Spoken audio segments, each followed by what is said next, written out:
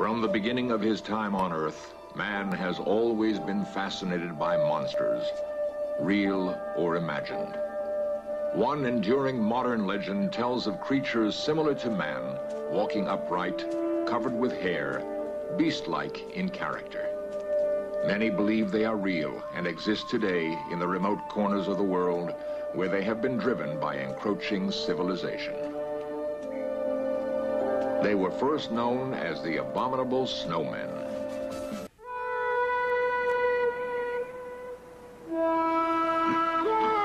He has spent the last 20 years of his life searching for a creature so elusive that few have ever seen its tracks, and even fewer the creature itself.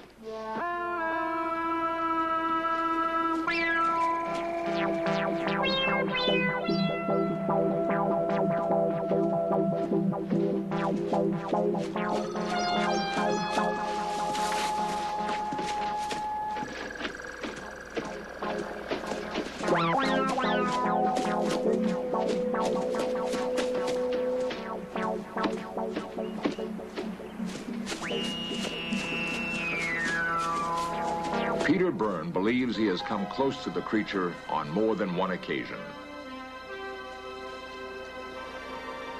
He has never actually seen the sure-footed beast that has been glimpsed in primitive surroundings.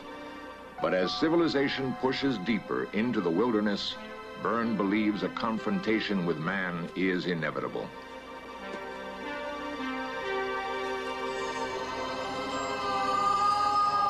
The civilized world first became aware of such creatures when stories began to drift back from travelers in the remote Himalayas. As early as 1857, giant footprints were spotted. In 1906, a man-like creature walking upright on two legs was seen in Sikkim by English explorer H.J. Elwes. But the subject was not taken seriously until a group of British climbers attempted to be the first to reach the top of Mount Everest, the highest mountain in the world. In 1953, Queen Elizabeth's coronation in London was matched by news that Edmund Hillary's expedition, led by Colonel John Hunt, had reached the summit of Mount Everest. Later, headlines stated that the expedition had sighted footprints of some enormous two-footed creature and sent back photographs to prove it. The world was fascinated. The creature was dubbed the Abominable Snowman, and he became a household word. In 1953, Peter Byrne was one of those who heard the stories and was attracted to the subject. He made his first trek into the Himalayas. To be involved in the hunt, he had to abandon one career to begin another. He left the Royal Air Force and worked in Darjeeling, northern India. While I was there, I became interested in big game hunting: tiger, leopard, buffalo. And we hunted in the dense jungles that run along the edge of the Himalayan foothills. Then, in 1968, he stopped. He simply did not want to destroy beautiful animals just to put them on a wall as a trophy. I left hunting and went into conservation, wildlife conservation. I could never kill again.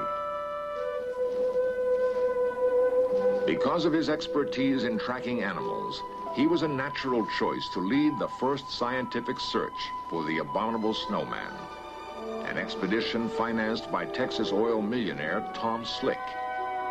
Slick was killed in a plane crash, but by that time, Byrne had caught the snowman fever and has devoted his life to the search. This is the greatest hunt that anyone could ever go on. A mysterious creature, elusive, shy, nocturnal, living in an enormous area of extremely difficult terrain, and it's a near impossible dream. To see one of these creatures would be like meeting a man stepping out of the primeval world, a prehistoric being. It would be like reaching back into the past. This is what keeps me going. This is the spur.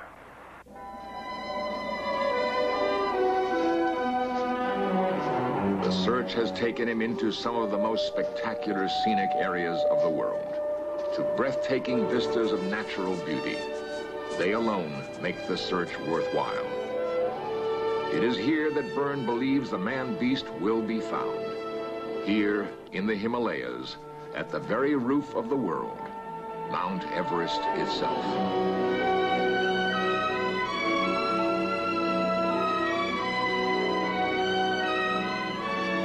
Many believe the abominable snowman originated in Nepal and Tibet, migrated northwest into China, and eventually crossed over the frozen Bering Straits into Alaska, continuing down into the Pacific Northwest. In the Museum of the University of British Columbia, Peter studies American Indian legends which tell of a similar creature the Indians call Sasquatch, the same man-beast called Bigfoot today. The Indians had no doubt he existed, and as they did with all living things, they treated Sasquatch with respect. Sacred totems symbolize the Indians' deep reverence for nature. They accorded to all living things a divine spirit. Theirs has always been a reverence for life. To them, the Sasquatch was no imagined demon. If we are to convince modern science that the man-beast exists, we must learn how it lives and where it hides. Santa Claus conquers the Martians.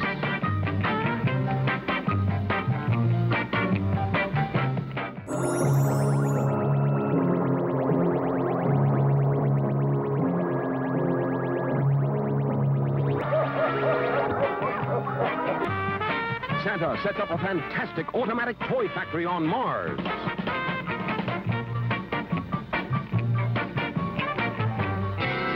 The Martian leader battles the wicked Voldar in a desperate effort to save Santa, the wise man of Mars.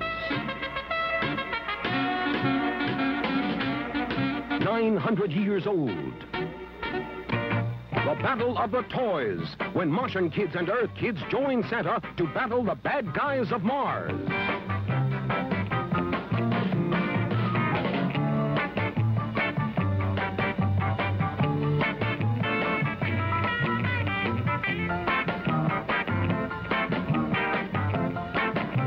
For real space-age fun, you'll be out of this world when Santa Claus conquers the Martians. Oh, cartons of camels are sure to please. Besides, they look so handsome under Christmas trees. So easy to give, so good to get. Give camels the nation's favorite cigarette. Ho, ho, ho! It's gift-packed, ready to give, with a space for your greeting.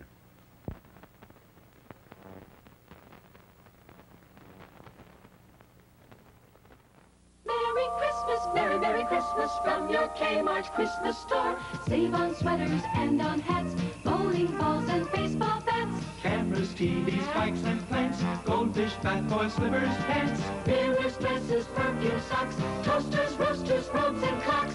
Candy, records, films and toys at Santaland for girls and boys. Christmas smiles light every face at Kmart's Christmas saving place.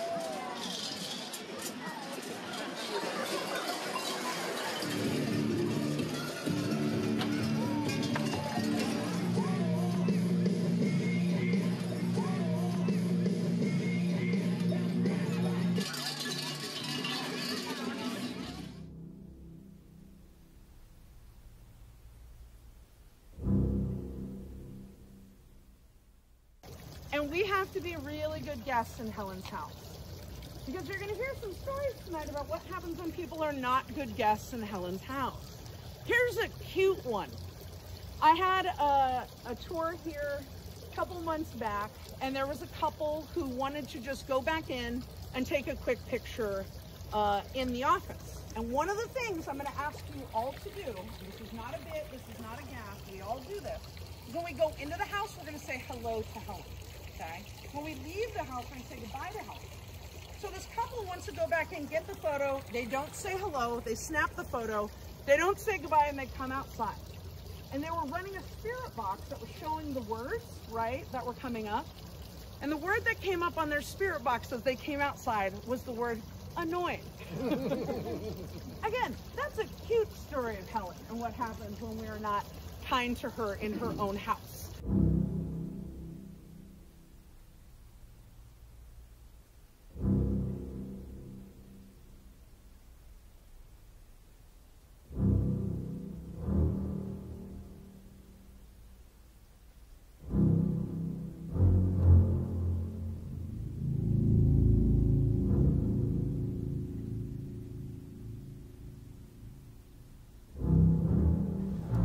Bryce, we're taking a break from the tour, the ghost tour, and we're already having an active night. Seems to be an active night, yeah. We all heard a little something like a little bang. You said you heard some footsteps? I heard footsteps upstairs right above our heads while we were in the dining room. Oh wow, so there's nobody upstairs, obviously. And something banged like it fell in the kitchen right behind us, but we couldn't find anything. I think it was, there's some wire things hanging on behind the door. Like, oh, maybe they got, it felt like something maybe banged them. But who knows? Feels like a fun night. Let's see.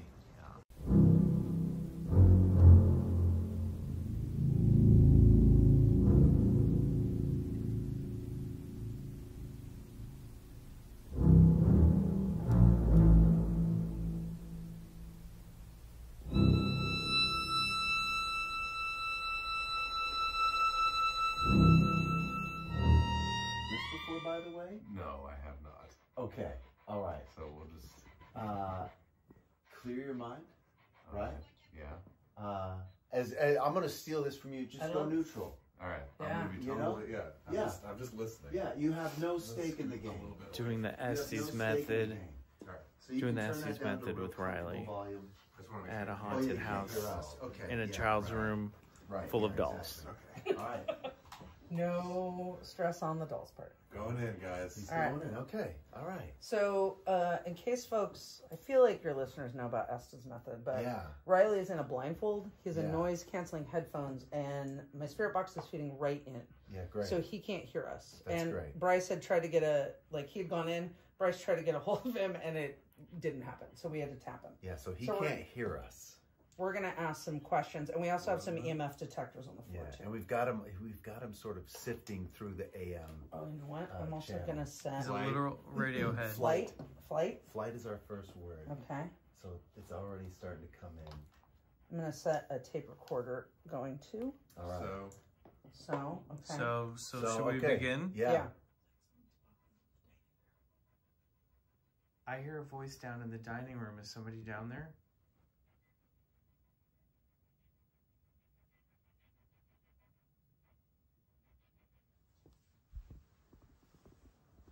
You will.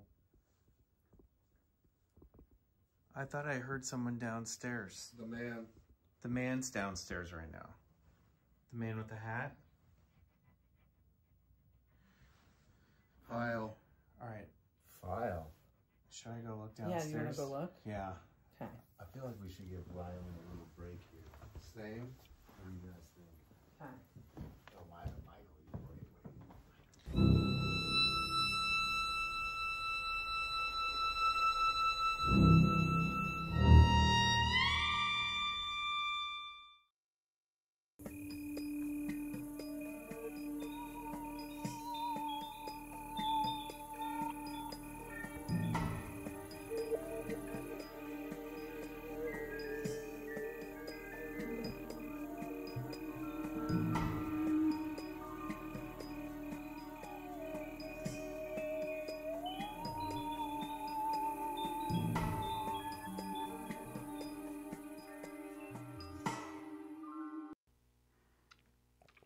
Oh, hello. Good to see you here. Welcome to our holiday party. As usual, I'm going to kick things off with a little song. I always think that the sad Christmas songs are the best Christmas songs, and this one is very sad. So here we go. Thanks for being here, everybody.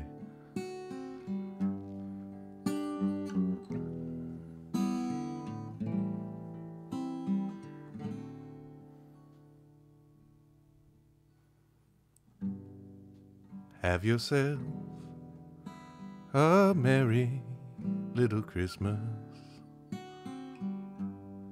May your heart be light.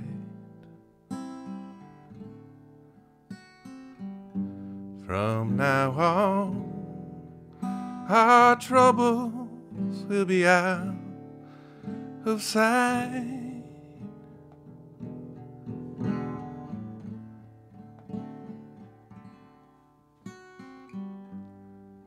Have yourself a merry little Christmas. Make the Yuletide gay. From now on, our troubles will be miles away.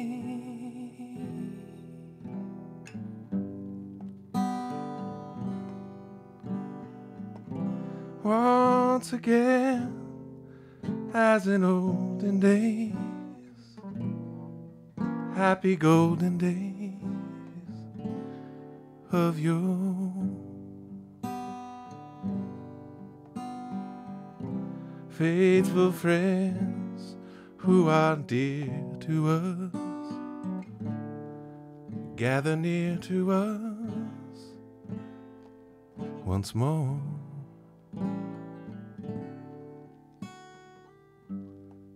Someday soon, we all will be together. If the fates allow. Until then, we'll have to muddle through somehow.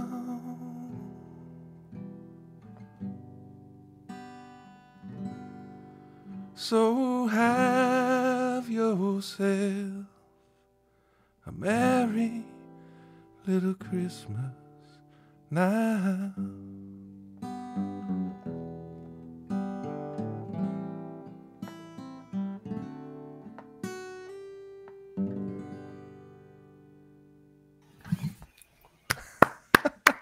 Santa?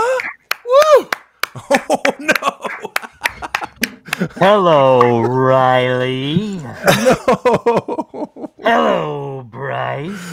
Hey there, scary guy. I was expecting Santa or an elf, not. Yeah. Hey. Yeah. You're a little late there, Scream character. What's going on with you? The name's Ghostface, bitch. Right. Right. Ghostface. Yeah. What? I heard you like December. to make fun of me during your Scary 16 Monster Showdown. Yeah, I mean, you're sort of a comedic trope, you know. Yeah, we probably did talk some shit for sure. You haven't seen the last of me. 2024 belongs to Ghostface. This isn't in the script. I don't. Oh, he's got Michael, Ghostface. Wow. I guess maybe it's just you and me doing the show now. Yeah, Bryce. well, that's all right. We'll swing it in the direction of a Christmas show. I don't know what the hell he was doing there, but I guess he's coming after us. He didn't like what we said about him in our Monster Showdown. If he shows up right behind me after, like, right in that window, then we know we have a real problem here. You know, yeah, that's for sure. That's one of our first characters from a showdown who's actually pissed at us and who's vowed revenge. So. Yes, if you know, you know. If you're on the page, hey, everybody! Michael, hey, big round of applause for Riley Bray. Riley Bray, everybody. Michael, I mean, yeah. What? You're late. Well, I'm sorry. I had to grab my holiday martini. So you know. I thought you were murdered. Why would you think that? Well, Ghostface showed up. What? Yeah. Ghostface. Yeah, Ghostface was here, and he did Ghostface not was here. like what we said about him in the showdown. He called us us bitch. Yeah, he called us bitch. Wait a He minute. had a fucking knife too. He Like had a a big knife. It knife. was threatening. Yeah. It didn't look like a play knife either, like a prop knife. That was like a kitchen knife. Oh no, I better go check my knives. Yeah. Are you telling me Ghostface is in my house right now? You might want to be careful, buddy. Listen, I never thought he was really a Lemurian psychologist, okay? So I think we got to watch our backs in 2024. I totally forgot about that. Is that why he's pissed? Because we called him a Lemurian Hey man, psychologist? we called down the thunder, and now we got to face the lightning of Ghostface. Wow. All right, fair enough. Bring it on. Cheers, Ghostface. everybody. Happy Hey! holidays. Hey, happy holidays. Cheers. Happy holidays. This is the last BCC gathering for 2023. I'm so happy to be here with you and all of our listeners, all of our dear Club Scouts back here on PopsyLounge.com. This is Dark December Clubhouse Livestream. Dark December. The darkest live stream. This is the show where we celebrate the holiday season by sharing dark tales of high strangeness. I'm your host, but tonight, you know what, guys? We did this for Zombie Bigfoot's Crypt to Crypt month. I was Michael McHellian, you were Frights Johnson, Riley Brains. I think we should come up with like our Dark December names for the night. So you may call me Darth December. Okay. Boy, you put us on the spot there. Well, just think on your toes. You can be anything. Killer Claws. There you go, Killer Claws. I love Killer Claws. Riley, what do you got? Eternal Winter. Perfect. You can't be an Eternal Winter. So deep. It's like it's like an esoteric supervillain. Eternal Winter. That's my name. Eternal Winter. That's my name. That's what All I'm doing. Well, we already have an amazing night, and we have a great night planned. Actress, writer, podcaster, sister from another Mr. Marcy Jarreau That's right. is here with us tonight. Riley, remind our Club Scouts who are watching right now how they can participate in the show. Well, you can talk to me in the chat over here. I'm already chopping it up. Michael, they're saying that you're really serving some Pedro Pascal vibes. And Daddy. That's right? You've already been dubbed Christmas Daddy, so congratulations. Oh, right on. Yeah, that's great. I was second in the running for Reed Richards in the Fantastic Four movie. Wow, Christmas Daddy's way better. Good for you. Christmas Daddy. Hell yes. Christmas Daddy versus Eternal Winter. That's a movie I would watch on Hallmark. Oh my gosh. Oh yeah, but in the chat. But talk to me. I'm reading. I'm there. Yeah. And Bryce, what's going on after the show? After the show, guys, we are going to be hosting the most epic VIPs, and we want you to be part of it. That's right, Michael, Riley, and I, as well as our special guest, Marcy, are going to be doing meet and greets VIP. If you guys want to come say a personal hi and hello and a happy holiday, well, then this is the way to do it. Just hit us up. You can still pick up those VIP passes on PopsyLounge.com. So if you want to reach out to Michael, Riley, Michael, Bryce, Marcy, I don't think Scream's available. His name is Ghostface, and you do not want to meet him. Yeah, you don't want to meet him, but hit us up. We want to talk to you guys. Did you wait? I mean, I like that you think the movie is named after him. The guy like he's the titular Scream. character. Yeah. Scream. No, I know. I actually played that guy. Never mind. It's Wait, what? In a what was it for? It was our mutual buddy Austin directed something for. It was like a Fright Night for ABC Family, like 31 Nights of Halloween, and I got to do a little vignette with the fucking Ghostmobile, the Ecto car. Wait a minute. Yeah. So you've been Ghostface? Yeah, and I got to put on the ghost face and would do the knife and scare what's her name? Vanessa Hudgens. Wow. Okay, this is wild. So Ghostface has been in my house tonight. Yes. You've been Ghostface. Yeah, it's a little weird. I know. We're all back in the running. One of us might be Ghostface. That's what I'm saying. So oh no. Everybody watch out at home. Play along. I donned the costume. All right. we've made her wait too long. Let's bring in our darkest guest. Yes, great. You may know her from A Funny Feeling podcast, Brooklyn Nine-Nine, L is for Losers on Patreon, 90 Day Bay on Patreon. Guys, she's one of the funniest people in podcasting on your TVs, on screen or behind the scene. Everyone, please welcome back Marcy Jarreau. Marcy. Hi. Yo, you're in a spooky swamp. I'm in a spooky swamp. I've been watching a doc series about a serial killer in Louisiana, so I was in the mood. Yeah. Ooh, all right. Fair. What's the Louisiana serial killer doc you're watching? Is it called Butchers of the Bayou or Bayou? If Bayou it's not, Butchers it should be or something. Yeah. Yeah. Bayou Butchers. Yeah. Bayou, down on the Bayou Butchers, where you're gonna. Why don't you come? Hey, pretty lady, why don't you come on down there to my skiff? I got something I need to show you now. Foxy Mulder says we're so stoked to have Marcy as a guest. Hi. Well, we are. We're so grateful and lucky to have you here. Thank you for joining our Christmas show. Thank you, my brothers. Yes, usually we have me. your cohort, Betsy, but it's so nice to have both of you guys from our sister podcast, Funny Feeling. Now, Marcy, before we get into this evening, I want to ask, this is another, hey, Marcy, we're getting a note from Mike G, our producer. Now, we love the Bayou, but we were wondering if you could maybe drop out of the Bayou and come back, because you're lagging a a bit. You think that's what's going on? It's that, or either drop out of Okay, this full is so much more HD. boring. Okay. Oh, I did like the Bayou. Yeah, the Bayou was good. You're not in a Bayou. Wait a minute. Wait a minute.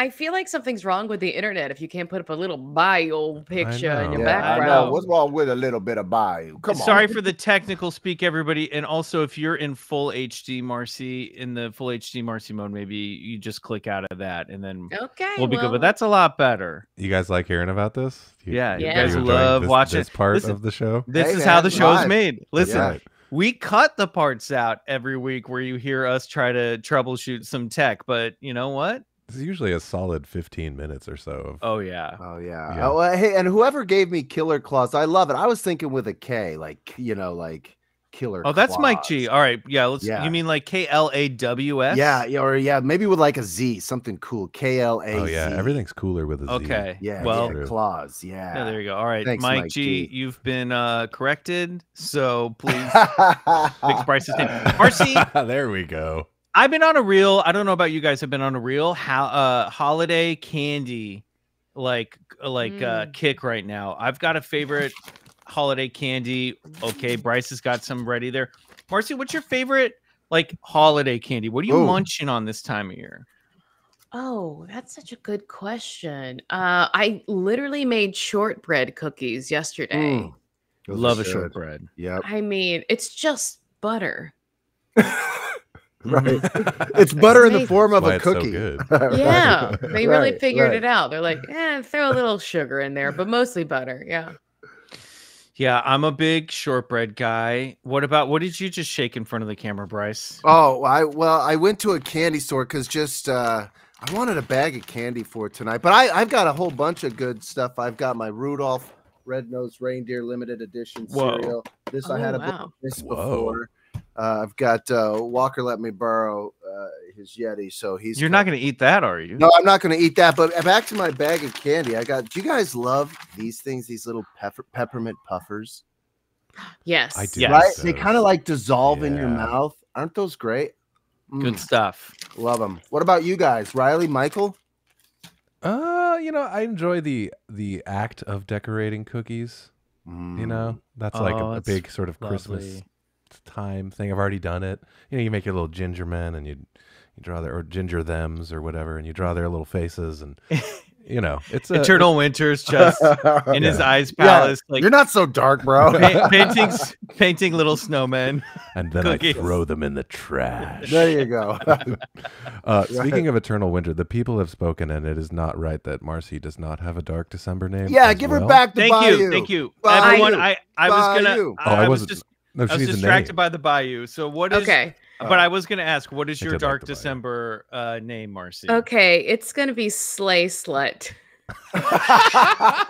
S-L-A-Y or No. E-I-G-H, like Hey, slay. no. Listen, I get it, but it's a pun, so it could be either way. Well, Because like slay. no, the pun only works if it's spelled Christmassy. Exactly. Fair enough. Okay, Marcy. fair enough. So I feel Marcy like gets Slay Slut might be Eternal Winter's partner. Yeah. I guess Do we're you all wanna super team up? villains. Yeah. Yeah. Maybe there we you could go. trade names. I like yours. Slay better. slut. All right. Well, Awesome. let's jump into it. Now, usually every live stream we do a little segment called Bryce's Secret Stash, but Darth December swooped in this year and took over the Secret Stash. So He did. we're gonna be looking at some videos from Darth December's Okay, great. Secret Stash. Hey, I love when always less work.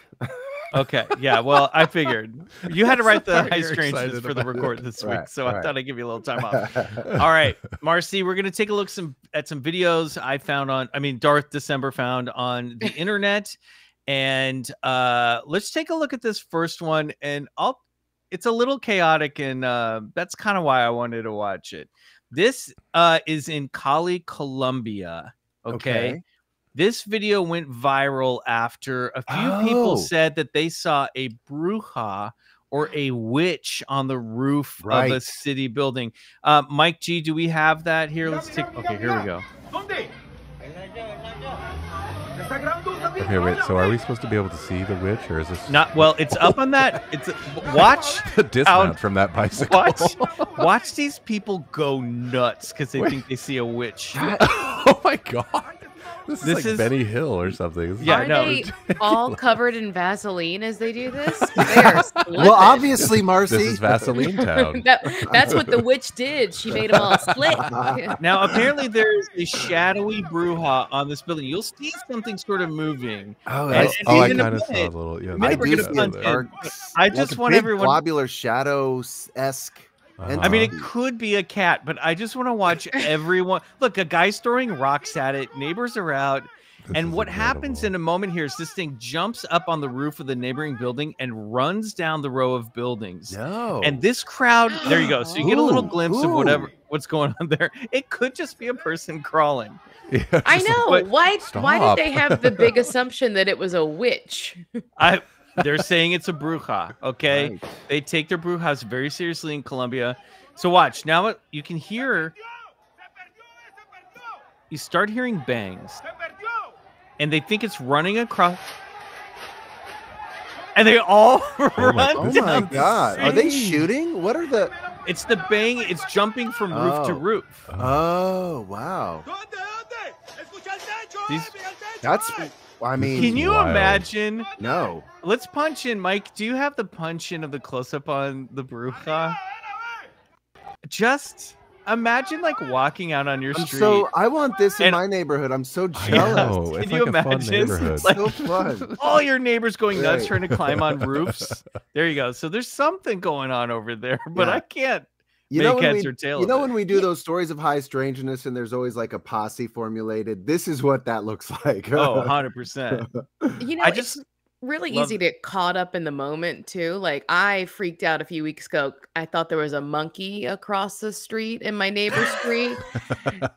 And you couldn't have convinced me otherwise until that fat squirrel ran over here. No way. So it was a squirrel. Very fat squirrel though. Oh my gosh. Wow. Because I always make this case like people know the differences of animals, but I guess, you know, you can misidentify an animal when you're like, you know, excited to see a when you're monkey in your excited to see a neighborhood. monkey. Yeah. Exactly. Oh my God. Too good. Insane. I just love how excited everybody got. Yeah. Unfortunately, you can't really see anything that can No. sort of give us any clue as to where it will sway us either way. But No, I love the enthusiasm for the paranormal. This thing went viral. This was on all the news networks. This was all over TikTok, all over YouTube. It was just really funny to see a crowd of people scream and throw rocks at a witch on a roof. I still want to know why they just jumped to the assumption that is a witch. We have don't to know. get it. It could have been anything.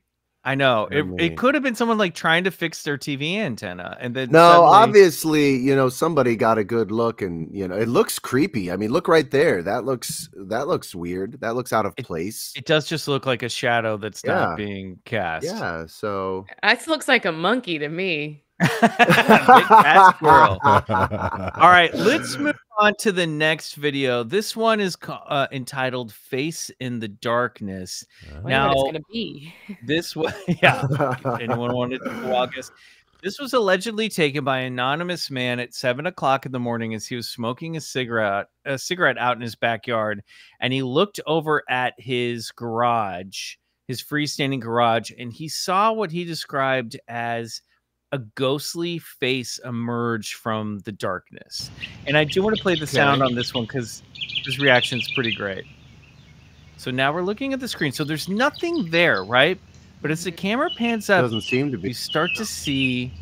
Oh. Yep, that's Keanu Reeves. Also weird that sound started at the same time. Yeah, it did. Now this was edited. Obviously, I'm lifting this from someone else's edit on YouTube, but I mean, it does look like a weird gaunt face is standing there. Yeah. You can see the eyes. Oh yeah, nose. I see little nose, nostrils too, for sure. So if that's pareidolia, that's a good one. Pareidolia. And now it's moved. Okay, cool.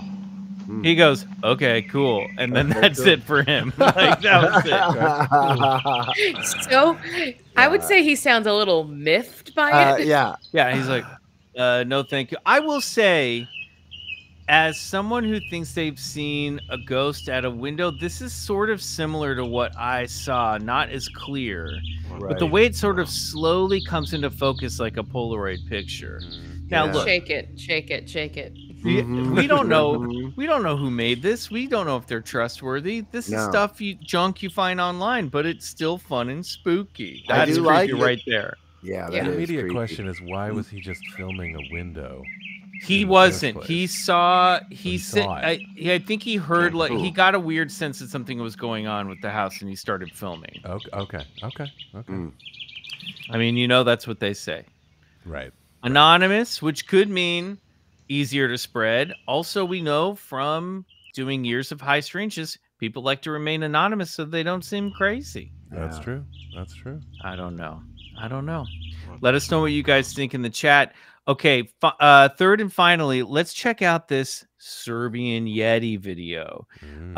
This was from a program that I found on YouTube a few hours before we started rolling on this episode. A couple kids in Serbia claimed to have been playing in the snow when they found tracks that led into the woods, and they followed the tracks, huddled down in the bushes, and they filmed this figure. Now, this video was analyzed. It's not CGI, but it very well could be someone in a costume. No, but this is legit. I love it. Okay, you like this one, Bryce? Okay, Bryce can talk about this one. Here, let's check this out. So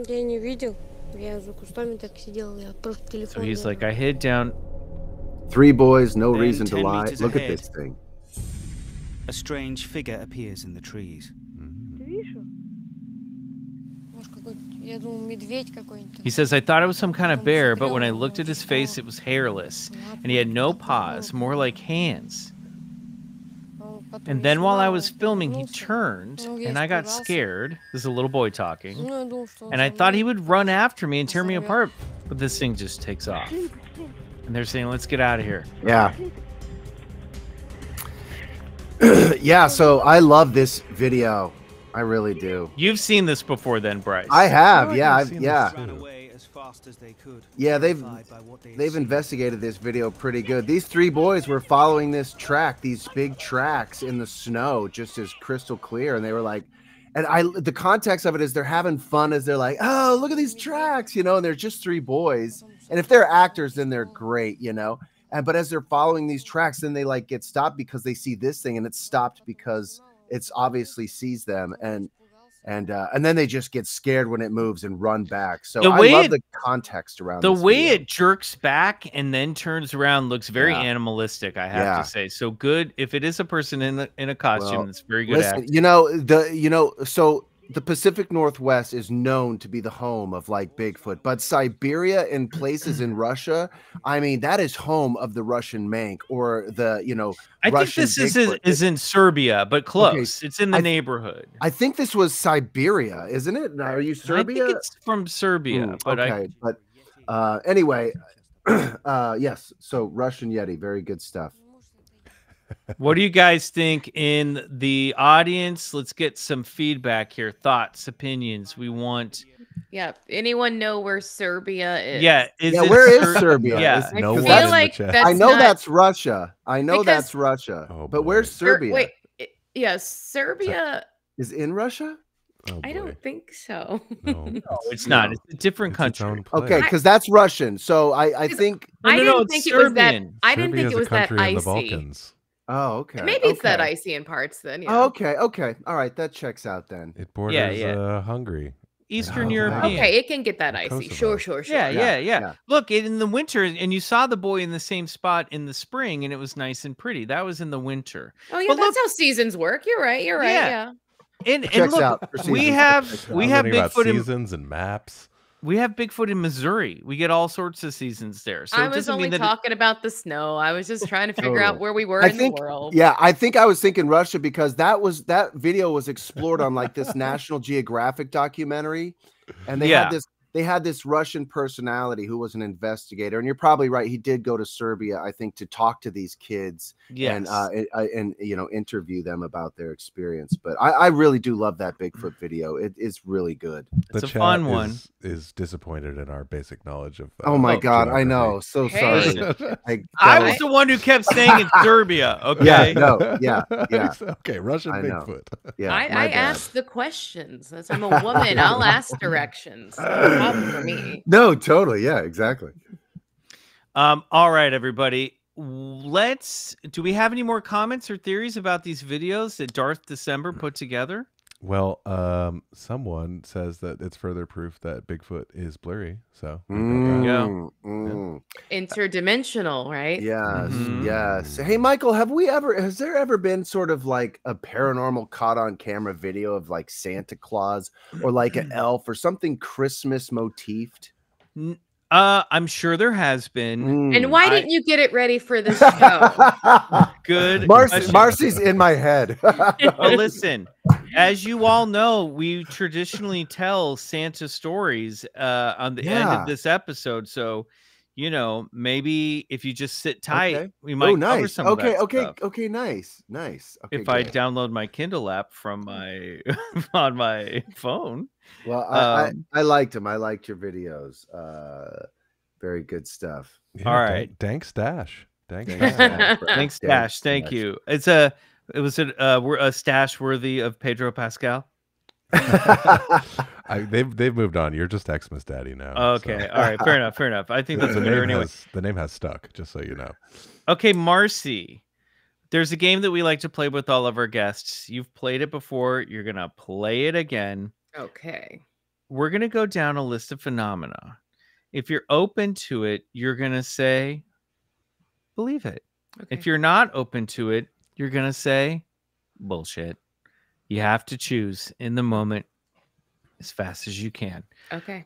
This is a game that we call Dark Bullshit.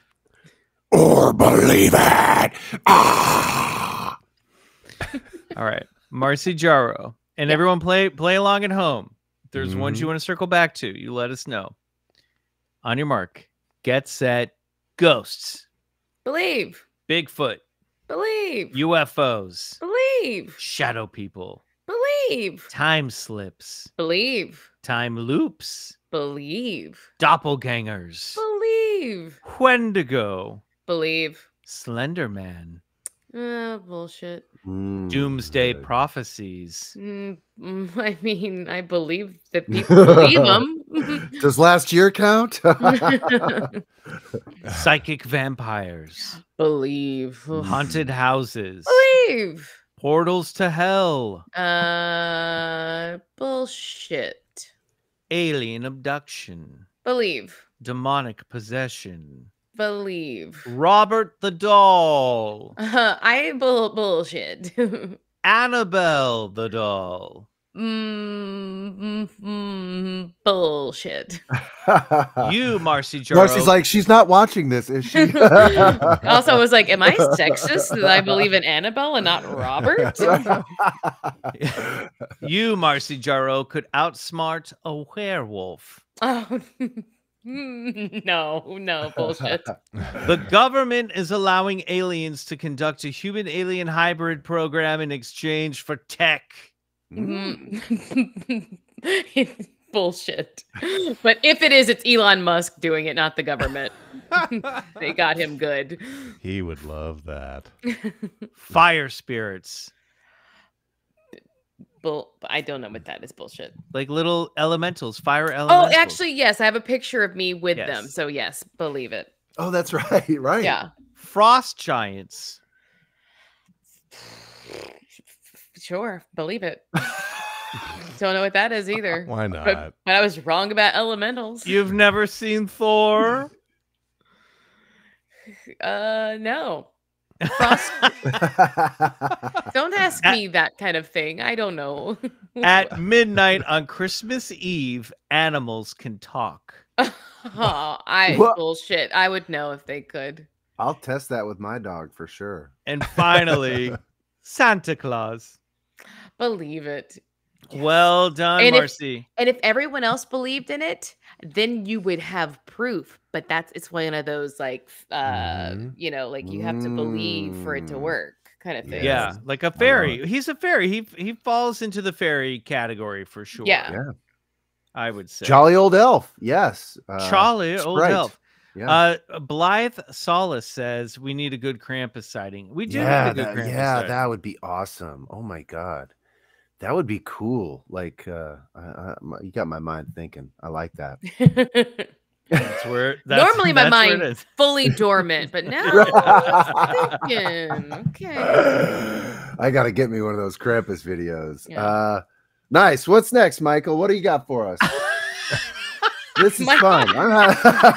Did you find proof of Santa yet? Come on, Michael. I'm trying to download my little Santa sighting book that I bought on Kindle, and it's not working. But I'm gonna get it. Because you bought a Santa sighting. Great timing to do that. Yeah, it's a perfect time for. How are you guys on Christmas shopping? Everybody all done? So behind. I don't. Oh, really? That's bullshit. I don't believe in. Nice. Yeah, that's. Oh my God, that can be a nightmare. Someone just attempted to sign into the Bigfoot Collectors Club Amazon account. Well, that was me. All right, I'm looking for it. I got the notification. And it's not there. It's on my personal account. I'm not wasting any business funds. Are you using our live show to shop Amazon? What is that? By the way, we need 2 more meet and greets to make this happen, guys. I've been doing all of my shopping for Christmas live during this show on our BCC credit card. So there you go. All right. Well, let me ask you. You know, it's been a pretty tough 2023 for us in Los Angeles, but you know, I feel like my Christmas spirit is sort of raging this year, more so than others. What's your Christmas spirit on a scale of 1 to 10? I'll go first. I'm sitting at like a good 9 this year. Where are you guys at? Wow. This is tough. I was just thinking that I don't know that I've ever enjoyed a Christmas, so I guess. Okay, all right. We're at a solid 3 then. You know? A solid 3. Okay, Christmas is not your jam. Yeah, I think a lot of people are like that too. Riley, how are you feeling this year? I'm doing my sort of typical wave of depression before Christmas. I kind of like it's all worked out. I kind of timed it out that way. Right. So that way, when the holidays finally come around, I can really turn it on again. So right. You know, I mean, that's what I've been in a tracksuit for a few days. We can say that's okay. Yeah, my wave usually doesn't hit until the 26th. But you're a post-Christmas depression. Okay. Leading up is fun. Michael. I get post-Christmas depression 100%. Like I get real excited about Christmas. I'm in the spirit. But then I get like, it's, the feeling you get when it's Sunday and you have to go back to school the next day. Like that I remember the worst time would be December 26th when I was a kid, and I was like, oh man, it's all done. Immediately start thinking about school. Yep. Yeah, and so I've been in brighter spirits before, but I'm certainly in the spirit for sure. Right. You know what I mean? Wow. I've just been feels very busy. And, you know, I'm multitasking a lot and doing it's things just like, right now while you're looking for a Kindle. I think if you wouldn't feel so busy. Yeah. I wouldn't feel so busy. All right. We'll see if that loads. In the meantime, yep, here I go. I got it. Let's do some dark strangeness. There we go. Dark strangeness. All right, everyone. Christmas is a dark time for many, just as perfect segue, Bryce. Great. The cold, long winter nights are at their deepest during the holiday season. We decorate our houses and trees with dazzling lights to remind ourselves that brighter days await at the end of winter's long and dark tunnel. Along with candy canes and mistletoe, Christmas is also a time for telling ghost stories, especially on Christmas Eve. Every year, we are reminded by Charles Dickens himself that spirits are active during this time of year. But ghosts aren't the only things lurking about in the snow. Oh. Tonight, in celebration of the cold, dark nights of December, let's take a look at some dark December monsters. First on the list of things that I wouldn't want to run into in bad weather is the Chanu, a creature that hails from Algonquin legend. Now, this guy's pretty... He doesn't look so bad. Fucking metal. Similar in nature to the Wendigo, the Chanu are cold-weather giants who have a taste for human flesh. Yeah. Identifiable by their fanged, lipless mouths, which have likely been chewed away from overactive nibbling. They're so hungry they eat their own lips. Their own lips. Yeah. Marcy, we've all bitten our lips while we were a little too excited. American folklorist Charles Godfrey Leland described the Chanu as having something made of devil, man, and beast in their most dreadful forms. It was like a haggard old man with wolfish eyes. He was stark naked. His shoulders and lips were gnawed away as if mad with hunger. He had eaten his own flesh. His shoulders too? Yeah. He's got his goddamn mind. Any place you can grab, you know what I mean? Yeah. I love that this artist decided to keep his lower body half and groin in this illustration. It does it well. I also want to make a quick. Oh, sorry. Go ahead. I was gonna Marcy. say his pelvis is pushed forward, so there's a sexual air to him as well. Right, absolutely. Right. There has to be, yeah.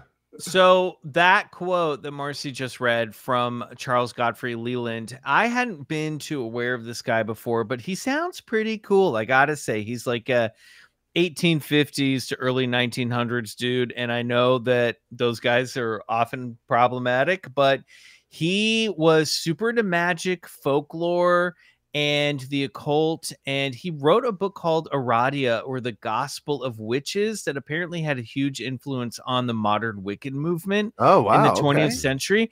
He feels like sort of a Charles Fort before Charles Fort.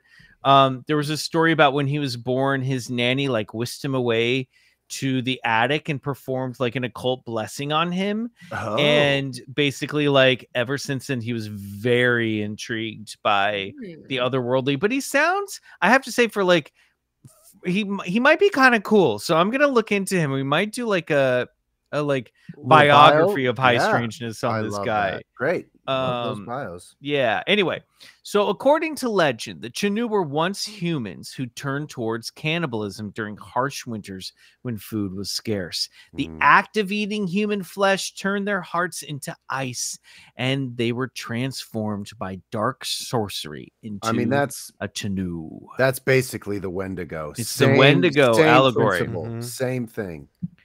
Next on the list is the Ijirok. Ooh. This thing is look at that. What? Cool. Oh, I love this photo. Yeah, it's sort of a mix of caribou and there's Wendigo. antlers on antlers on antlers. Yeah, antlers on antlers. Yeah, and it's like disconnected too, and holding a baby. Well, and you think that's a deer? No, bro, that is some kind of giraffe shit there. Well, and you see, it seems to be wearing a mask too, like a mask over its face. Well, the mask signifies in this drawing that it's a shapeshifter. Yeah. So the Iji-Rock is a shapeshifting monster that lurks in cold weather climates in the icy north. No. According to the Inuit religion, an Iji-Rock will kidnap a child, hide them away from their village, and then leave them in the wilderness to die. Although no one really knows the true form of an Iji-Rock except a shaman, they are said that no matter which form they take, they always have sideways red glowing eyes and a sideways mouth. Let's just stop it. Weird. Like, so the eyes are going this way and the mouth is going that way. Oh, you mean it doesn't like a profile face, but the two eyes there and then the mouth here, like just weird. Or you they know what I mean? No. on their axis. They're turned they're on their axis. Okay. Yes, exactly. Damn. Exactly. So yeah, I wish the artist would have drawn that, but I Rachel, know. it's not in some other depictions. It's there, but Rachel says this guy's in the holiday spirit. Look at that smile. Yeah. Well, he's about to maybe munch on a baby or hide it in the snow to die. Yeah.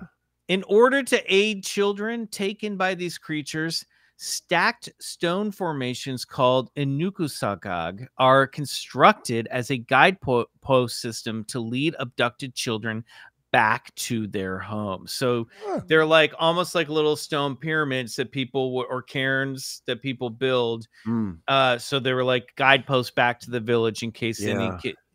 Inuksagag. It's very similar to those, a few of those stories in Grimm's fairy tales where people leave breadcrumbs back to find their way. It's like Hansel there's and this Gretel, there's this parallel where I guess children's were meandering off into the woods and not returning for dinner, and this was a problem, and so myths were made. I guess if you were gonna eat anybody too, a kid's pretty easy, right? Just munch on their little feet. We've all put a kid's foot in our mouth, right? Well, yes. Totally. There also seems to be, and I'm shooting from the hip here, but like you'll see in the next creature that we cover, we won't get there quite yet, but like Santa Claus himself, there seems to be a lot of winter spirits that are connected to children and tied to children and are there as teaching tools for children to behave. Don't run into the woods. Don't get too close to the water. Behave, or Santa Claus isn't going to bring you a present. Yeah, right, because when the woods are like 2-3 times as deadly. Yeah, deadly, dark. It gets dark earlier, and also you have to imagine if you're in a climate where you get seasons. In the warm winter months, in the warm summery seasons, kids can run off and play. You can let them away from the house. So you have to feel that like parents, even 300, 400, 1,000 years ago, are going a little crazy when they have to keep all the family under one roof during these cold, long days. So they're coming up with stories, and they're also coming up with lessons of why, you don't want to fuck around in the woods after dark in the cold. He looks like my guy wearing a little scarf. Hey, I'm a little Kushushu. Hey, look at that guy. And this will be this is the point that people will look back on as the moment in BCC when Bryce's brain finally broke. That happened a long time ago, buddy. All right. Well, let's move on to another monster familiar to the Aboriginal peoples of Canada. This is the Collipolit. Ooh. Similar to the Kelpie of Scottish folklore, the Collipolit waits in icy waters for unsuspecting victims, typically children, to get close to the edge before leaping out and dragging them down to an ice-cold doom. So this is like the water babies that we talked about in our Utah episode way back in Phoenix at Salt Lake, Marcy. Yeah. Yeah. There are a lot of these legends of like, you don't want to get too close to the water, you might get sucked in. God. A sort of Arctic boogeyman, the Kalipuluyit are described as being green-skinned humanoids with webbed hands and long, oily black hair. Some of them are identified as male. Traditionally, they're mostly identified as female. They were reported as wearing duck feathers, and sometimes they carry a sack on their backs to stash away kidnapped children. The little kids who are lulled to the water's edge by a beguiling humming sound produced by the creatures are either devoured on sight or held, this fucked me up, in a state of suspended animation as used as a youth battery for the monsters. So youth battery. Jeez. Yeah, like a battery. They're sucking the youth juice out. No, I got it. Youth juice. Hollywood elite juice. Yeah, like you know. youth juice. You know. Yeah. Youth juice. Yeah. You know what I love about this hood too is it looks like it has teeth of its own, like it would wear it as like a disguise head and then rip it off, and then it's this evil whatever you called that. Oh, that is great pictorial. It's very similar to Krampus. You misbehave, and this creature will take you away in the middle of the night in its sack. You know, right. One strategy Inuit hunters developed to kill a Kalipuluyit is to lure them out of the water and trick them into shape-shifting into vulnerable animals like seals, which can then be easily killed. Oh, yeah, because it does sort of look like a seal, that body in a Mike G, how dare you read this? Thoughts on youth juice, drop them in the chat. How dare you all? It's them. It's the monsters. It's not me. The real monster we discovered. Yeah. Like, I love this idea of tricking them. Hey, well, you should try being a baby seal. It'd be so fun for us. You know what we're really scared of? Little baby seals. Oh, you think you're so tough? Let's see you shapeshift into a little fish. Our next malevolent creature is a sea demon that hails from the Orkney Islands in Scotland. This is called the Nuckelvie. These imprisoned names are so strange. in the salty seas during the warm months of the year, the Nuckelvie is unleashed from the depths during winter months to hunt humankind. That's cool. All right, so let me tell you. Tattoo. Oh, dude, you should get ready, Bryce. The Nuckelvie is a nightmarish chimera composed of a horse with a single red eye in the center of its head, with a human form growing out of its back as if it were its rider. Whoa. The creature is skinless all around, exposing blood red musculature around its form. The human head is top heavy, so it lobs AI art for this. It lobs around on a broken bobblehead, like a broken bobblehead, as it chases after you. What do you call this thing again? This is called a Nuckelvie. How do you spell it? Nuckelavv. I believe this. It's in the doc. You can look at it. Oh, but the A right. is silent. Yeah. Of course. So ocean travail is made easy by the fins attached to its appendages. The Nuckelvie has the power to wilt crops with a single breath. It can kill livestock with its toxic odors and ephemera, and it brings plagues and famine everywhere in its wake. So you don't fuck around with this demon. It can only be controlled by its master, the mother of the sea, the Mither. It's spelled mother with an I. And she's the entity, the goddess that like keeps this thing trapped during the warm waters, the warm seasons. The only way to outrun or survive an attack is by crossing over fresh water. It'll stop it in its tracks. So basically bee rules, cartoon bee rules. If bees are chasing you, you jump into a lake. Yeah. And then the bees can't get you.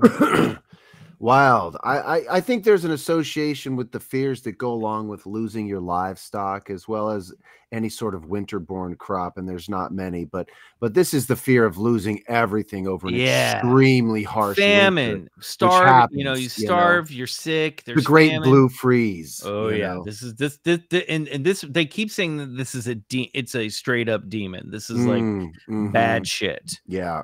We throw this around a lot, but the chat agrees this is extremely metal. Yeah, for sure. But I like the big, the big lobby, oversized head on the riders. It's like I want to like. It feels like that's like not even like, you know. Next Christmas, I'm gonna aware. unveil this like an Inferno back tattoo, like just like. And underneath it. Oh yeah, there we go. That is wild. Wait, you're gonna unveil Bryce, it next you gotta like see Christmas this. morning? Bring it like, back, what I got Mikey. for the family. Yes, that's my tattoo for sure. And then underneath it, oh my God, you'll see his wife's signature no, on the divorce I was just gonna papers. say, Bryce, what did you spend $1,300 on? Check it out. The knuckle V. It's a knuckle V. I'm getting that's metal, dude. All right. Well, finally, we have our last monster of the evening, and I decided to close this menagerie with something a little more cute and tied to Christmas directly. And by cute, I mean like Yoda cute, you know, maybe baby Yoda cute, maybe more accurately Max Rebo cute if you're a Return of the Jedi stan. Have y'all heard of the Dairy Fairy? That's what visits me when I have too much pizza. Maybe. This is a Derry, named after Derry, New Hampshire. Okay. The legend of the Dairy Fairy, the Christmas cryptid, comes from an encounter involving one Alfred Horn of Derry, New Hampshire back in December of 1956. Horn, who was around 75 at the time, was out in his woods looking for a Christmas tree to chop down. While searching for the perfect tree, he came across a 2-foot-tall, droopy-eared entity with round black eyes, droopy ears, wrinkly loose skin, and digitless limbs. Now, this sort of sounds to me like a smaller version of the Pascagoula aliens. Yeah, right. They're like the elephantine skinned, gray, pointy eared, pointy nosed, lobster clawed entities. Similar, obviously not exact. Seizing up, the two beings were startled to see one another. And Horn claimed that the little fairy creature froze in place. So they're both like, huh! And he thought to himself, now I could walk away and people will think I'm fucking nuts if I tell them the story. Or I can, well, man. Exactly. Or I can find a little bed and breakfast where the two of us can get to know each other. No, or he thought, you know, if I grab it and I bring it home with me, then everyone will believe me. Oh, interesting. And maybe I might get a little rich. That's the wrong move, guys. Absolutely, right. Marcy. Damn. So, seizing upon the opportunity, Horn grabbed the creature, who let out a piercing scream. I think this is a lot like the oh boy, I just what are the mandrakes in Harry Potter? Like right. He recoils. He dropped the cryptid, who went scurrying off into the underbrush, never to be seen again. And this to me, from what I can see, is kind of a one-off story. This is sort of, you know, one of those weird little things that one person saw, and we don't get necessarily the exact description ever again. But interestingly, Horn waited 7 years before he shared this story with anyone, and it wasn't publicly right away. In 1962, he wrote a few letters to a man named Walter Webb at the Hayden Planetarium in Boston. Walter Webb was involved in UFO circles around the time. So we're in like prime John Keel period in 1962. And Horn wrote to Webb, wondering if what he encountered might not be some type of fairy, which he'd sort of thought about, but maybe an alien being, because aliens had started to become more popular. So he was like, what if it wasn't I saw this, thought it was maybe an elemental, maybe it was an alien. Webb didn't take the case. There was really nothing to really research there. So, but he did go on. Walter Webb went on to investigate cases in the Massachusetts area, including the Dover Demon encounter in '76. However, the Dairy Fairy's origins remain a mystery to this day, except for Riley after he's eaten pizza. Yeah. Well, we know one thing that's true about all these great strange creatures of high strangeness, and to stick around, you need a good name. Sorry, Dairy Fairy, but yours is kind of lame. Ho ho ho! Shit, You Bryce. gotta go. Bryce throwing shade on the Dairy Fairy. What do people think about the Dairy Fairy at home? They're thinking it's more orc than fairy. That's what Malombo says. I like that. A little more orc than fairy. Yeah. Okay. We're getting a Dobby vibe. Yes. For sure. Yeah. I had this thought. So, I went on a little sort of AI generating art kick, and one thing that AI was still having a hard time doing was fingers holding guns, and so there was a few things. That? Yeah, we're just yes, I do. Okay. I do. There was a few things that AI would have a hard time with. Sometimes it was fingers holding things, a cigarette. It had a hard time doing a proper cigarette. So they were little malfunctions within the programming, trying to figure out how to create these images. There's this idea that our reality is sort of this computer generated matrix style field that we're all partaking in, and perhaps when it sends these ultra terrestrials, as it sifts through sort of the technology, it spits out a creature with it forgot to add some digits, and it wasn't really sure how to do the, I see where you're wasn't really here. sure how to do the feet, and let's give it some of this characteristics, and so these different encounters are sort of spewed out by this technological mainframe that we seem to be inhabiting. I mean, there's glitches in the matrix all the time, right? I like that. I like that. It's just bad. Some of these are just bad programming. AI. Yeah, and they're entering into our field of existence, and they're not sure what to do. Grab one and it'll scream. I don't know, but something to think about anyway. Marcy, what do you think about these monsters of Christmas and the Dairy Fairy? I'm sad that they don't get more play. Yeah. I agree. They're cool. Yeah, they're a little spooky. Also, like I said, don't grab things. I say that as someone with 3 feral cats running around my house right now. You just can't be grabbing animals up. They won't leave you alone, and you have to feed them forever. No. Oh my God. My instinct, honest to God, if I saw something like that, would be okay, something fucking would be just back away. It would back away slowly, try and get back into reality, hopefully pretend it never happened, and go home and just fucking make some cookies and go to bed. But I would not engage. Who's gonna grab one of these things? I think sometimes when people try to over engage with this phenomenon is when they get into trouble. Consent, everybody, consent. All right, let's move on to a brand new game that I've designed for this very party. Now, y'all can play along at home. I don't think there's a phone a friend in this setup, but this is a game that we're calling Crypt-Mas Gifts. Crypt-Mas Gifts. It's a very catchy name. I like it. Crypt-Mas Gifts. Do we have a Crypt-Mas Gifts title card, Mike, that we can look at? Oh, there we go. Oh, yes. Oh, yeah. Marcy's the best Crypt-Mas Gifts. Look Okay. at those lips. Oh, yeah. Oh, there you go. Yeah. Okay. Yeah. So this game, what we're going to do, I have 6 presents under the tree, and you guys are going to guess which cryptid is in each gift. Oh, psychic gift hunting. Okay, so here's how we can do this. So the box is just a pretty package. The box is not a clue, okay? But you can guess what we're trying to guess which cryptid is in each gift.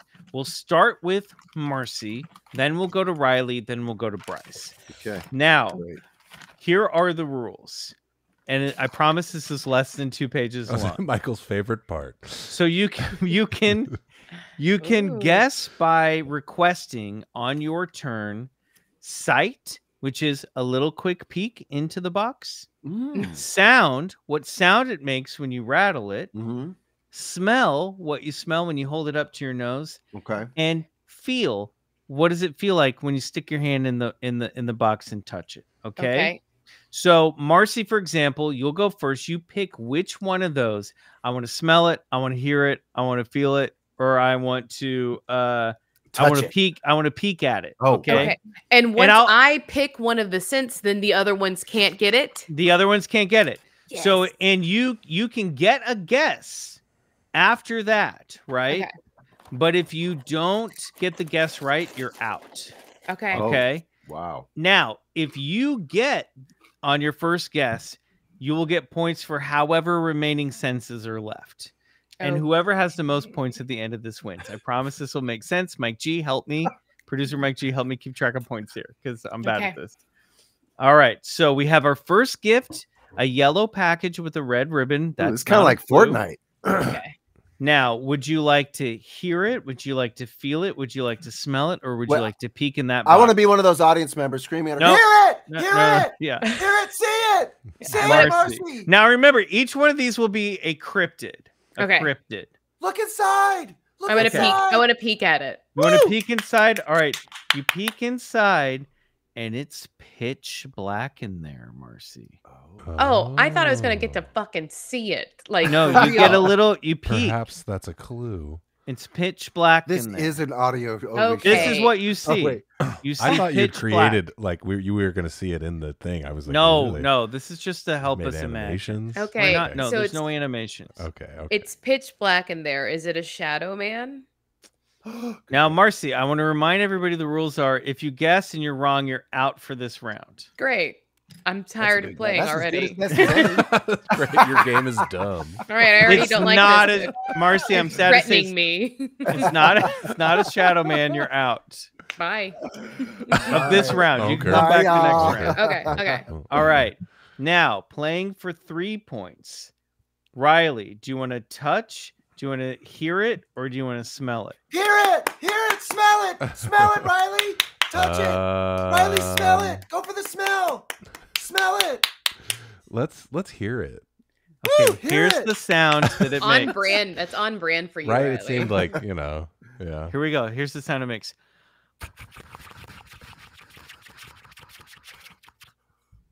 Is it a tiny masturbating elf?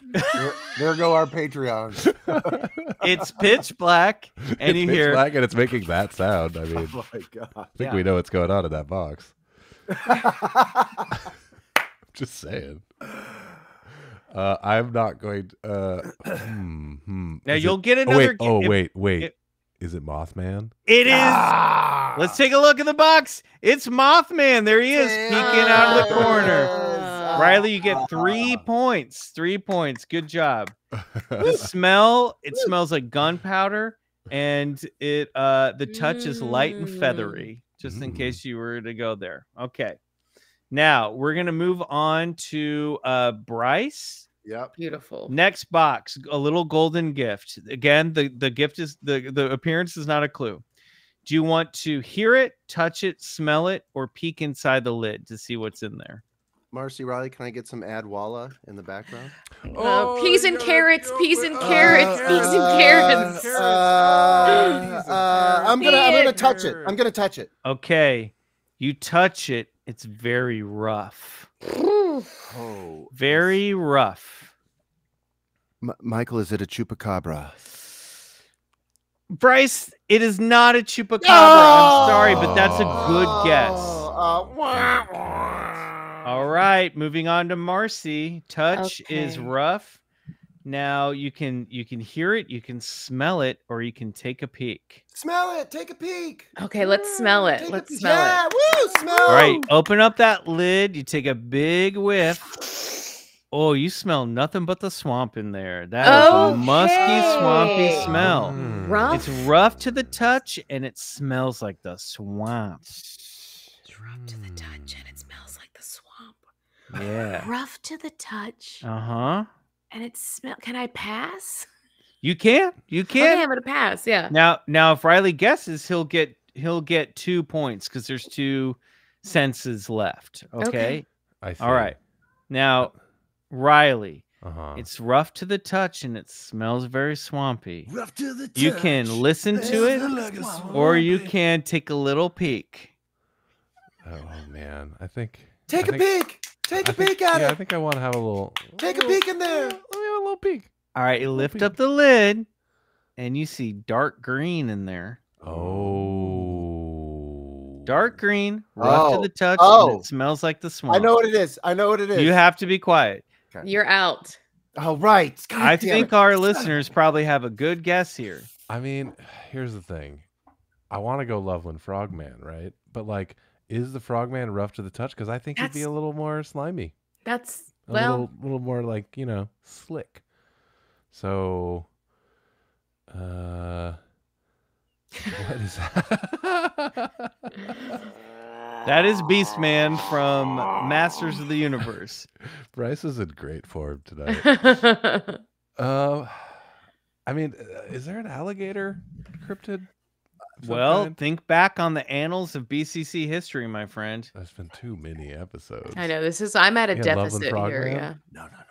All right. Anybody? Riley, are you good to go? Or are you going to pass? Marcy gets a guess. Let's pass it back on to Marcy. Okay. Let's get this going. I want to, Marcy, since you're our guest, let's see if any of, by the way, you're coming in crystal clear right now on the video. Let's see if our Club Scouts watching might have a little, let's shout it out to Marcy if you know. Let's see. Let's throw some guesses up there. Marcy, do you? Okay. I don't actually see the messages. You can. Oh, sorry. You can. You have a sound. You can guess the sound. You'll Okay. get 1 point if you get it. Let's get some sound going. You know. Yeah. Go for the sound. Want to hear the sound? Choose the sound. Sound. I mean, yeah. Oh. Oh. I've got it right It's rough to the touch. It smells like the swamp. It's dark green and it goes. I don't know. Club Scouts playing at home. Throw up let's help Marcy out. Let's see some guesses from the audience. Swampy, rough, hissing, dark green. Anybody? In 3, Mike. 3. Is it the Honey Island swamp monster? Now, it is not the Honey Island swamp. Oh. Whoa. Ooh, whoa. What is happening? Where's the balloons coming from? 2, 1. Let's unwrap that gift. Bryce says, no, go back. That's not it. Shit. That's not it. We spoiled the gift. Damn it. I put this in the wrong order in the thing. All right. Wow. You should go back on your Kindle, maybe. This one is the Lizard Man of Skateboard Swamp. Okay. Lizard Man of Skateboard Swamp. Of course Okay. it is. All right. Let me double check. Of course it is. That is real as fuck. How could I not get such Mike, a deep you just cut? unwrapped one of the gifts under the tree. How dare you? And I was right. I had given you the correct one. I guess you were also trying to guess what these things are. Okay.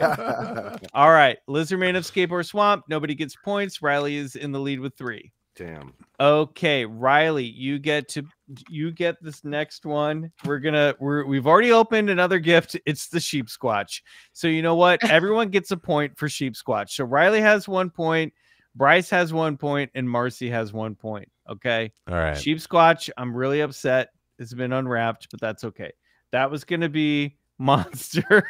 That was gonna be the 5th monster. So now we're moving on to monster 3. That lizard is jacked. Yeah, he really is. Jacked. Okay. He is not skipping arm day. Riley, do you want to hear it, touch it, smell it, or take a peek at it? Ooh, all of Take the a peek. above. Smell it.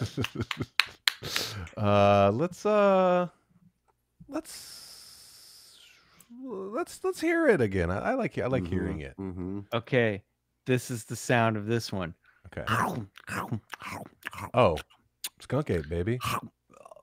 Are you sure about that? I'm You want to sure. make a guess? He's All right, chomping let's on open apples. that big red bag. I got this one. It's the Miami skunk ape. Riley. Well Yeah. done. Wow, Riley. I know how your brain works, Michael. You've got 4 additional points for that one. Well done. Wow. The touch was matted fur. The smell was, of course, stinky, and the peak was black and white. This is my All right. year. This is my year, guys. I'm finally winning a game. Well, it's coming to a close, so I hope you liked it. Okay, Bryce. Yes. You want to? We've got a new present here. Let's throw it up on the board. Okay. Let's take a look at this gift. I think we lost Mike G. It's okay. There's another present under the tree. Let's slide it on out. Okay. Do you want to? I just like Michael vamping on this. Seeing is okay. believing. Here we go. I want to see it. Okay, you want to see it. Seeing is believing. Let's go. Come on, yeah. Okay. Let's see that. Let's see it. Red and green. You see red and green. Red and green. Those are Christmas colors. Yep, just like the package it's wrapped in. You see red and green. Well, is that Krampus maybe? Listen, what part of Krampus is green? His dick. I mean, if you guess wrong, you're out. I don't know. Red and green. You see red and you see some green. I mean, I don't know.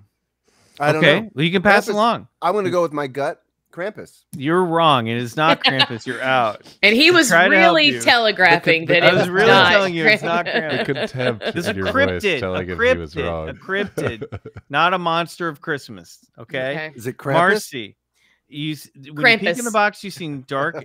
you see red and green. Okay. Do you want to smell it? Do you want to touch it? Do you want to hear it? I guess touch it. All right. It's very sharp and pointy. Sharp and pointy. And red and green. And you see some red and you see some green. Sharp and pointy. Pointy. Ouch. Red. Green. I'm going to pass. Okay. Pass along. Okay. Riley, are you going to, for 2 points, are you going to hear it or are you going to smell it? He's going to hear it. Oh, no, I'm going to change it up. I'm going to get a big old whiff. Take a whip. Smell it. You know what's strange? You smell it and you smell copper, like the smell of pennies. Smell of pennies. Yeah. Like it smells metallic almost. I was really leaning from before the smell towards Hopkinsville Goblin. Okay. That seemed to be that, but now I don't know what about the smell. Well, what might smell like pennies or copper? Yeah, I don't know if they were too pointy. Like goblins seem. Yeah, pointy. green is good for goblin, but I don't know where the red comes. What, Riley? Flatwoods Monster. Ooh. Ooh. Do you want to guess? Yeah, let's throw it down. Final answer. That's a good guess, but it's wrong. Oh, Riley. Bryce, you have the chance to take this for 1 point. You can hear the sound of this pointy cryptid that emits that is somewhat red and green and is sharp to the touch. And here's what you hear. Here's the sound.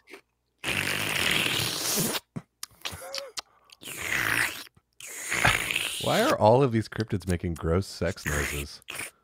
No, that is sucking something up. All right, it's sucking something.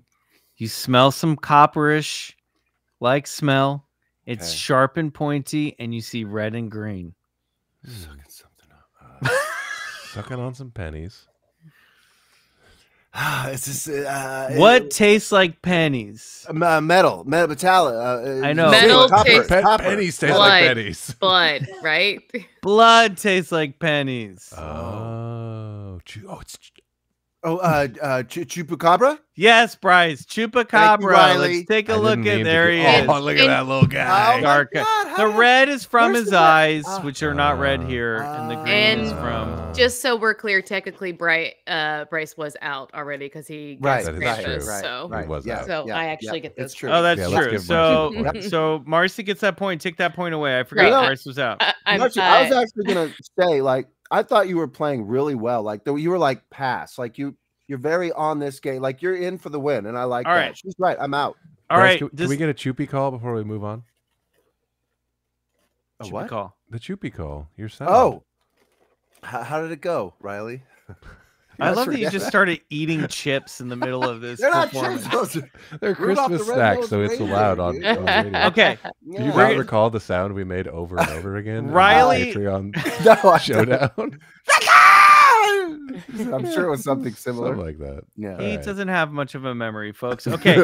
because Riley is ahead, we're going to double the points on this one. Okay. Oh, wow. Lightning So round. you will have a chance to beat Riley. Here we go. Final round. We're running late into the night here. All right. This goes to Marcy. Mm-hmm. Okay. Are you going to listen to it? Are you going to touch it? You going to smell it? Or are you going to take a little peek? I'm take a peek. Going to take a peek. Smell it. I'm gonna. Come on, look in there. Touch it. Touch it, Marcy. No, touch it. I guess I'm gonna listen to it. Listen. Here's the sound. Wait, hold on. Oh. Not. Okay. It's not that. It's. I think I know. Bigfoot. I don't know. I'm going for it. It's the last. If I All want right, the you're points. out. You're out. It's not Okay. Bigfoot. Riley. I want to touch it. All right, you reach in, you touch. This is for 6 points. It is real slick.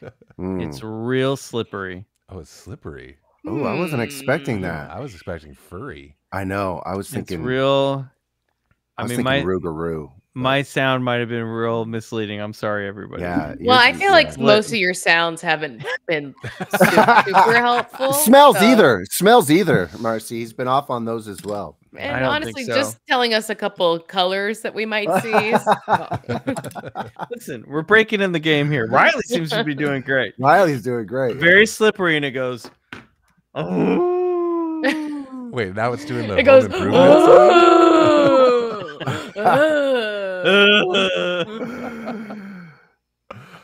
Someone in the chat suggested that it's perhaps seasonal depression. Eternal winter. Very slippery, and it goes. Very slippery, and it makes a weird, almost cow-like sound. Huh. This game's tough, man. Yeah, I don't. Yeah. All right. I'm gonna let's find out more. Let's get to know our crypto. If it were multiple choice, it might be easier. Do you want to smell it, or do you want to take a peek at it, Bryce? Well, I'm out, like Marcy said originally. But if you're letting me back in, you're back in. Okay. I'd like to take a peek. Okay, you take a peek, and you see a bluish green with some specks on it. Speckled, bluish, pale blue, green. Slippery to the touch, and it goes, ooh. Son of a gun. The sound keeps changing. I'm totally That's lost. better. And its tongue rolls out. Cookie Chris. Boy, I'm just at a complete. I'm totally blanking. Pass. All right. I've got nothing. Back to Riley. Do you want to smell it? That's all you got left. Hey, $1 for every time you asked me that. Yeah, smell it. Yeah, all right. Let me smell it. Stick your nose in that box. You take a big whiff, and you smell nothing but fish. Okay, then it could be one of two things. The Shape of Water. It's the Academy Award winning film. Pale blue green with little specks on it. Okay, and it smells like fish. We're talking cryptids. Okay, it could Not be a your exes. It could be a selkie. You know what? Oh, selkie. Get a little whiff. Guess. Oh, specifically, it kind of smells like catfish. Or that rules out Nessie. Or is that some eel? I like your selkie, Riley. Oh, eel. That brings Nessie back in. Why are you doing this to me? I'm just saying. Smell a little fishy, little catfishy, little eel. is it catfish or eel? They're very maybe that's a reference smells. to the South. You're getting a little melange. The American Southeast. Not fried. Nothing's fried. I'll say that. Smells not like fried. Not fried. We're not talking like a po' boy here. No. Okay. You just smell fish. It smells fishy. It's smooth. Mm-hmm. And it does either an awooga or the home improvement sound. Mm-hmm. More of an awooga. More of an awooga. And it's pale blue, green with specks. Is it speckled? Is it champy? I'm gonna give this one to you, Bryce. Let's open up the present.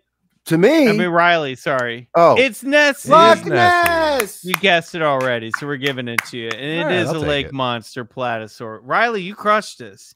Yeah. Traditionally come in last on all the mystery quiz series. Yeah. Yeah. You fucking nailed this one. What's the final? That's 1 point added to his final score. 9 to Marcy's 2 to Bryce's 1. All right, everybody. I only got 2 because I stole Bryce's 1. That's right. Fair enough. Fair enough. All right. Well, that concludes Crypt-Mas Gifts, a perhaps game that we'll play in the future. I thought it was pretty fun. Producer Micah put together 30 minutes before the stream. No, man, I planned this all week. Planned it all week. We'll refine it as we go along. All right. We have just a few minutes left before the end of the show for some Q&As. Do you guys have any questions for us? Here we go. What do we have? It's time for dark Q&A. Dark Q&A. Very cool there. Nice work, Mike T. At BR Beetle, I have one Beatty. I have one very unimportant question. What is each BCC boy's favorite holiday dessert, and which is Marcy's too? Yeah, that's dessert. Good. Holiday dessert. I'm a sugar cookie boy. Sugar cookie on the holidays. Okay. I want a Christmas sugar cookie. Do you guys need more time? I know my answer. Jump in when you know. Okay, so my daughter made the Ghirardelli double fudge brownies last night. So double, there's one with chocolate chips, and then there's one with syrup, and then there's one you can get with chocolate chips and syrup. Go with that one, and then get the peppermint bark and cut it up into little pieces. Sprinkle that on top when it's done. Oh my God, that was so good. I love it. Puppy chow. Oh yeah, puppy chow's great. I wasn't expecting that. It's Chex Mix with peanut butter, chocolate, and powdered sugar. Hell yes. Oh. Wait, what was the last ingredient? Powdered sugar. So it looks like little white like clusters, and it's like got that peanut butter chocolate taste. Peanut butter chocolate's my favorite. Yeah, in Chex, in like the Chex, not Chex Mix, just Chex cereal. So that's good. It's pretty good. Puppy chow's fantastic. Mine's Riley pretzel, dark chocolate, and an almond or a peanut. Any combination of those three elements. Yeah, it's classic. Very sophisticated. Michael? Well, I'm a sugar cookie boy, but I also realized I didn't mention my favorite candy earlier, which is a Reese's peanut butter tree. I'm on a real Reese's peanut butter tree kick right now. Stephen Meyer Jr. asks, "What's up, Stephen? Are we going to get any more ghost hunts or field trips, boys?" Hell yes. That was so much fun. Like, that was only our second one. I mean, and that was like, I think Riley even said that was our first time ever in a legitimate haunted house. So we just swung for the fences. We had it felt so 8th grade-ish to me that I just want to keep doing it. And so, yes, we will continue to do more. It just makes you younger. And fun fact, behind the scenes fact, Marcy was invited to come do that hunt with us. Yeah. But couldn't make it because why, Marcy? Because I was recording Ellis for Losers. Oh, well, it was your birthday. It was your birthday. But that's what I was doing on my birthday. I was recording a podcast. So. Yes. Thank you. You have to come with us on the next one. Absolutely. Don't do it on a Thursday, but if you do it on another night, I'm there. California Girl, on the heels of follow-up, BCC Boys, would you consider doing another Bigfoot search like the one that was recorded but unfortunately got stolen? Yeah, absolutely. 100%. We're planning it. We try to get back there this fall, but our schedule-wise, we just couldn't work it out. Riley was on tour, but we are definitely going to do another Sasquatch hunt, either at Shaver Lake or maybe at a different location if we can figure it out. So you know, filming and tours and all that stuff kind of gets in the way. Here we go. Tony 91 to everybody. What's your favorite scary movie? Mine, you guys know is Hereditary. I think top 3: Hereditary, The Shining, and Rosemary's Baby. Those are my top 3. Oh yeah. So I have different like I get sci-fi scary from like Aliens, like that really is like, because it feels like that's something that could really happen. So I love that type of scare. I love Ari Aster stuff. Hereditary was just fantastic. I get really scared with stuff that I feel like can really happen. Exorcist is right up there, but I'm gonna say Aliens. Aliens as a kid. Alien or Aliens? Aliens, the sequel, James Cameron's sequel, because those jump scares, just that the tension that they created in that film is just like, and Sigourney Weaver as just so good, kicking all those aliens' asses as Supreme Mother. So Aliens for me is my favorite scary movie. Love it. Marcy? The Conjuring, I think, is like great one. Classic. Like just every time I'm like, that's really scary. And then second one would be the J-Lo movie Enough. Has to fight her abusive ex to the death. And I really like that. Love it. Riley, Riley, what about you? I mean, all time I gotta go with The Shining, because I think I've talked about this before too. Just like I love stuff that's like the line between madness and reality. I think that's the scariest stuff is the human mind, you know. Yeah. That one fucked me up when I saw it. A masterpiece. Yeah, agreed.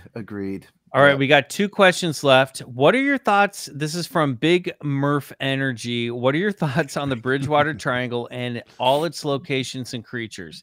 Have you ever been? It's almost guaranteed that experiences will be had there. That's what us locals did in the 90s. There's about 200 square miles to explore.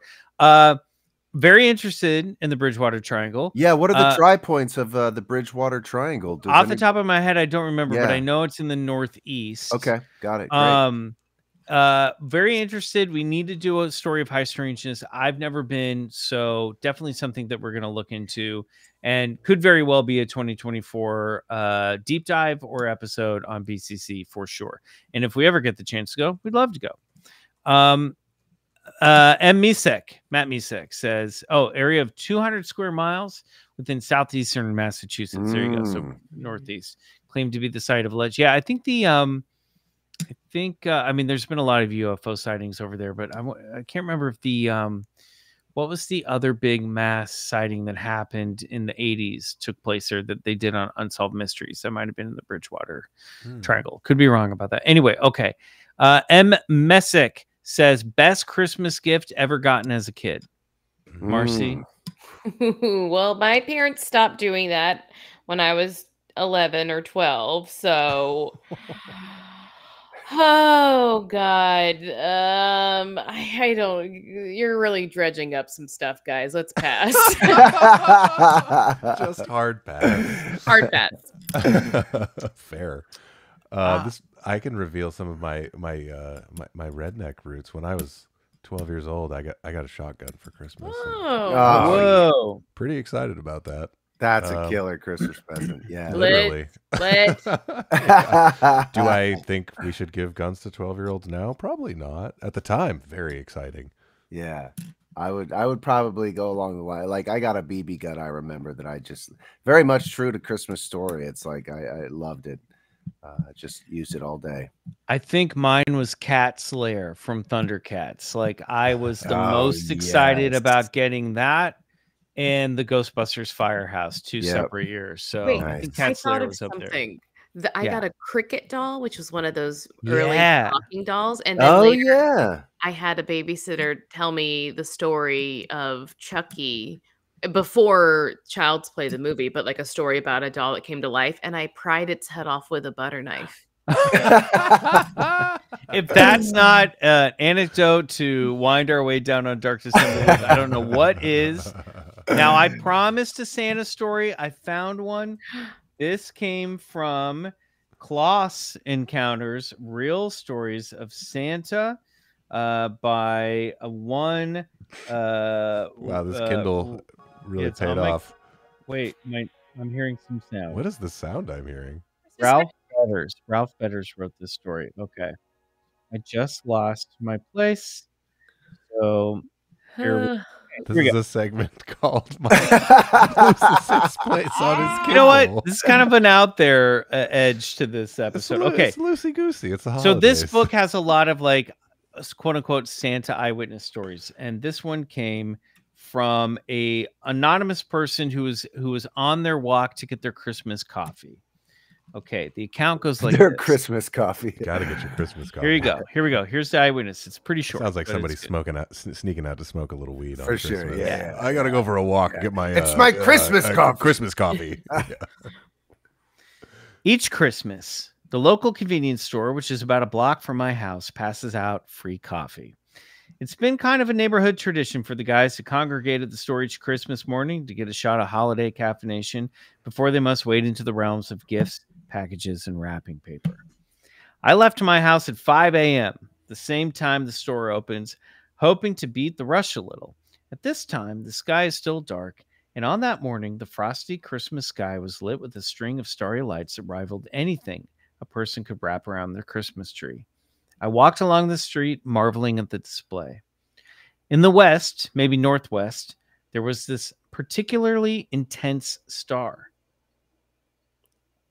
It was brighter and flickered less. At this point, it definitely seemed stationary. Instead of flickering in intensity, the star appeared to brighten slowly, like it was powering up or something.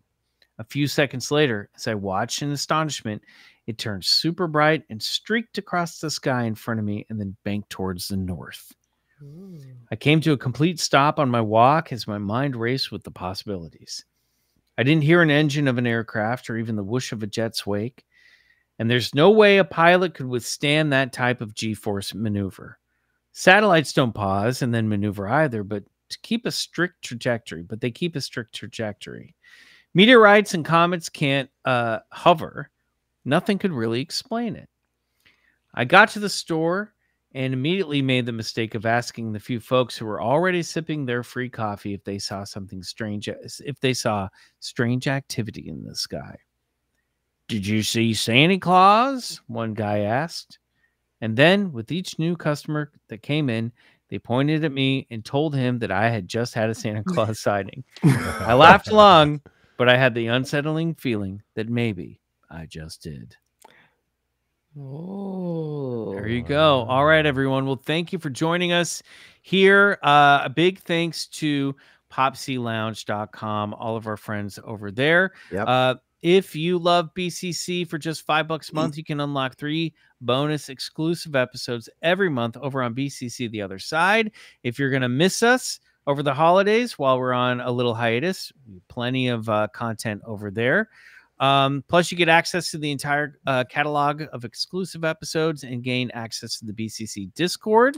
And Riley, if you want to upgrade to Cosmeteer membership, you'll unlock 3 bonus tracks from yours truly every month on top of everything else. I will say I spent the day recording that song that I opened the episode with, and I will be releasing that exclusively on the Cosmeteer. That's fucking rad. And we have a lot of like bonus video stuff as well as a bonus audio episode for our recent Ghost Quest episode that we dropped this week. So definitely check that out. It's all waiting for you over at patreon.com/BigfootCollectorsClub. We want to give a big thanks to Marcy Jarreau. Yes, Marcy, nice. You're no stranger to Patreon. You have 2 Patreon podcasts. You have a paranormal podcast that's on all the podcast apps. Tell us where people can find you. Oh, I got a funny feeling where you're the sister podcast to you guys. And then Ellers for Losers on Patreon. We're doing all the Bravo shows and the 90 Day Bay over on Patreon too. Love that. 90 Day with Fiance. Nicole Byer and Jess Jardin over on Ellers for Losers.